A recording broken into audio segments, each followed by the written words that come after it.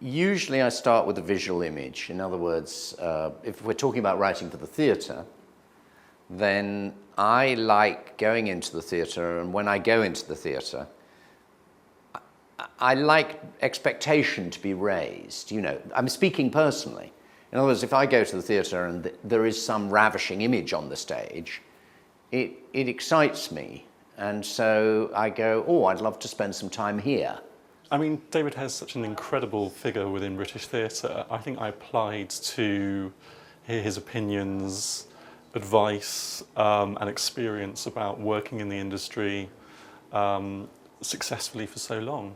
It's one of the laws of the theatre that you're told all the time that you should not direct your own work. What can I say? For 10 years, I directed some of the most successful things I've ever done, and they were productions that people still talk about. My generation was very influenced by Brecht, and Brecht and Granville Barker were people who thought that in order to work in the theatre, you had to understand theatre and that you had to be practical. And so the previous generation, John Osborne, Harold Pinter, Alan Ayckbourn, they all started as actors, and that shows in their work. You know, they write very good parts for actors. But people like me began as a director because I wanted to master every different aspects of the craft. The key thing that I took away was having belief in yourself and your work, and knowing and not writing when you don't want to write. I guess the kind of ideas about an artist changing style and not becoming a prisoner of that style in some way, but responding to the voices within oneself, I guess, would be my interpretation. I found that very helpful. Write when you want to write, and defend your own work, and be proud of your own work. I don't think playwriting's a career. I think it's a vocation. So there aren't any rules at all about how you should behave.